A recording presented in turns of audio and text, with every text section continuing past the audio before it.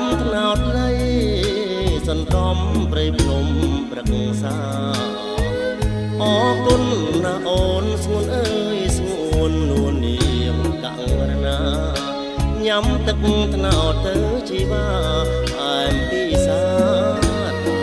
ស្រីទឹកថ្នោតផ្អែមឆ្ងាញ់តែចាញ់ទឹកមុនបរោពីតាពីរូ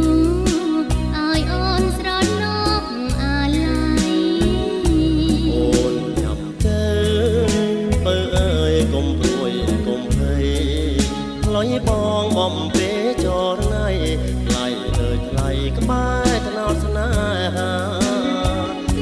ញ៉ាំទឹកថ្នោតបងស្នេហ៍ស្នងញ៉ាំមួយជីវិតថ្ងៃក្រោយក្បត់ចិត្តបងពិតជាខ្សែសងខាប៉ាអូនគ្មានបងនោះទៅនួនល្អងក៏សូនជន់មីថ្នោតអើយសូមជួយកត់ត្រាខ្ញុំមរណាក្បែរអ្នក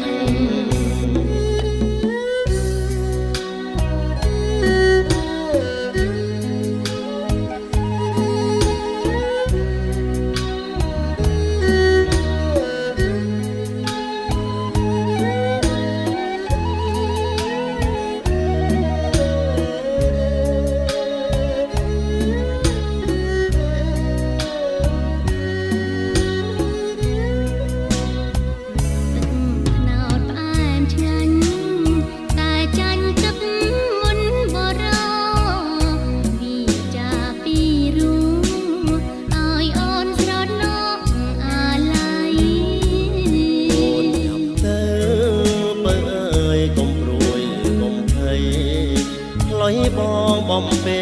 ចរណៃថ្លៃអើយថ្លៃក្បែរថ្នោតស្នេហាញ៉ាំទឹកថ្នោតបងស្នេហ៍ស្នងញ៉ាំមួយជីវិតថ្ងៃក្រោយក្បត់ចិត្តបងពិតជាខ្សែស